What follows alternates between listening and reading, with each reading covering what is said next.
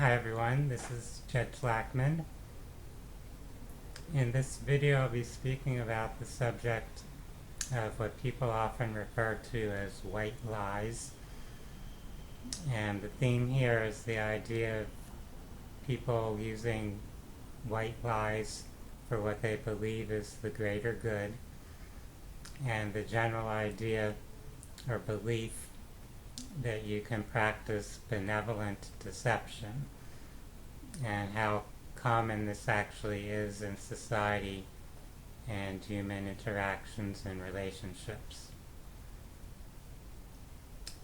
We can probably think of many examples in our own lives where either we used white lies or other people used white lies with us. It can take many different forms.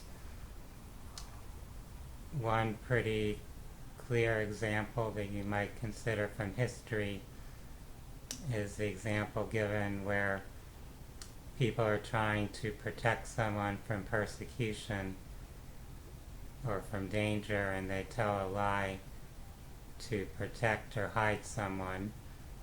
So you might think of people helping Jewish people during the Nazi era in Europe, where they might have been hiding someone who was going to be persecuted by the Nazis, and they would lie to protect that person, to keep them hidden so they wouldn't be discovered, so they wouldn't get taken to a concentration camp, etc.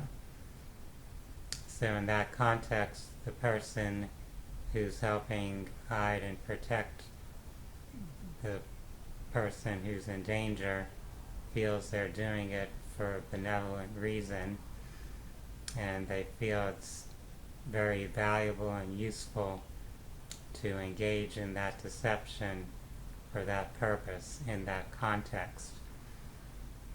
So we might be using deception to either protect ourselves or to protect other people. Many of us have grown up hearing the phrase honesty is the best policy, or being exposed in a religious context to the idea that you shall not tell a lie. But in the reality of life, there are some situations and contexts where we might believe that it's actually a good, benevolent, honorable thing to use lying to serve some greater purpose or greater good. So we have to somehow look at that and reconcile it within ourselves, so that we're not carrying some inner conflict, believing simultaneously that we did something good and something bad in the same act, that we can accept that there's not necessarily absolutes in terms of that idea about lying and honesty, while also at the same time considering how complex things are, how difficult it may be to actually know or predict the outcomes of our actions, whether or not using that tactic of telling a white lie is actually serving a greater good or not. We might believe it is, but if we were to know all the variables, the chain of events and consequences that follow it, we might find out that it's actually going to have some kind of blowback or backfire, where it leads to some unintended consequence. For example, you might feel you're protecting someone by not being honest with them. You might be a parent of a child, and as a parent there's something distressing happening that you want to keep your child from knowing about. You don't want it to upset them or make them anxious. It might be you're having a problem in your marital relationship. It might be something that's going on the news that's disturbing. So you try to keep your child from finding out about it, thinking you're protecting them, you're keeping them in a less stressed state by not letting them know. But later on, they might find out about it, and then they might be angry and upset with you for deceiving them. So it leads to something negative and distressful anyway. So things are not easy to predict. It's not always simple to discern what's actually the greater good per se. There are many situations where we think we're doing something for a greater good, but we're not actually aware of the true nature of the situation or circumstances. You can think of how governments often operate where they feel they have to protect their national security, so they keep a lot of information, a lot of data and documents secret. So the idea or intention there of many involved is to protect the safety of the country, of the government and its citizens. But that secrecy could also create an opportunity for some type of corrupt negative activities to develop or be orchestrated that are actually harmful to that country and its people. So having that situation or a system in place where so much is kept secret, it has both a positive and negative potential there, and it's hard to predict in which way it will be applied or used.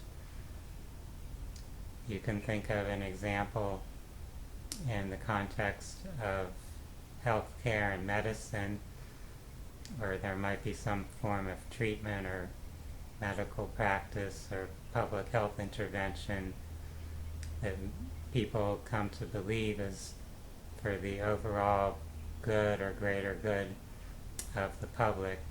They think it's a net benefit to public health, and they want the public to participate or engage in whatever that intervention is. And then if there's some instances or information that appears where any harm might have occurred as a result of that particular practice or intervention, people may decide to cover that up, to hide that information, to lie about it, in order to not upset the public's faith or trust in the practice or in their healthcare institutions. So it might be believed by the people doing that lying about that is for the greater good, that it's benevolent, but they might not really know the full range of information about that topic. They may have underestimated the scientific reality of things. They may be carrying some false assumptions there. So they may have intended to do something for a greater good, but later on they might find out that they were mistaken. So we can't always predict things like that. People often do what they feel is beneficial, but without access to knowledge of all the variables, of all the relevant information about something, you can't necessarily know or predict if you are supporting what's for the greater good. So this is something to consider in many areas of life, that there's potentially situations where being deceitful or telling a lie or falsehood serves some benevolent purpose, but there's also a great potential to misperceive the situation or misjudge things, and when we think we're telling a lie for a benefit or positive purpose, it might turn out to lead to something that's actually more negative. So you want to be very mindful and conscious and try to think things through long range and in depth and gather as much information or perception of things as you can before choosing that path of being deceptive, as there's always some potential risk or negative aspect to using lies and deception. If you lie to help someone, they might actually resent you later for that. They may have, in hindsight, wished that you had told them the truth so that they could have that knowledge or information for them to make their own decision about things, their own effort to process whatever that phenomena or circumstance happened to be. So this is a complex topic.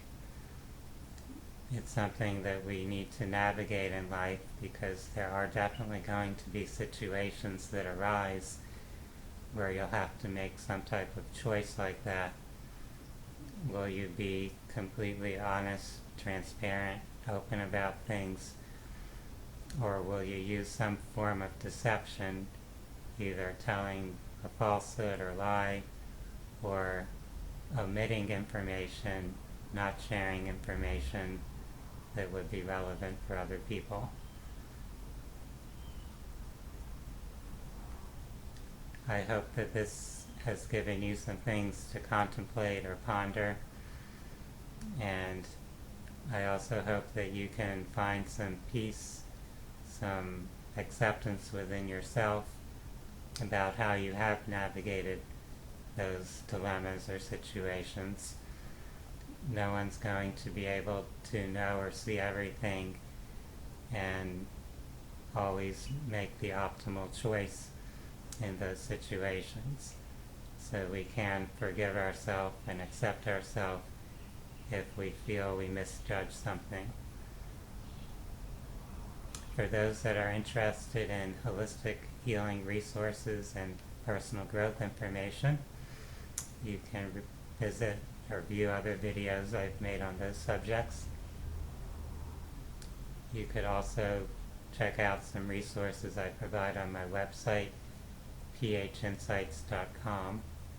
That's phinsights.com. For now, I wish everyone a wonderful day. Namaste.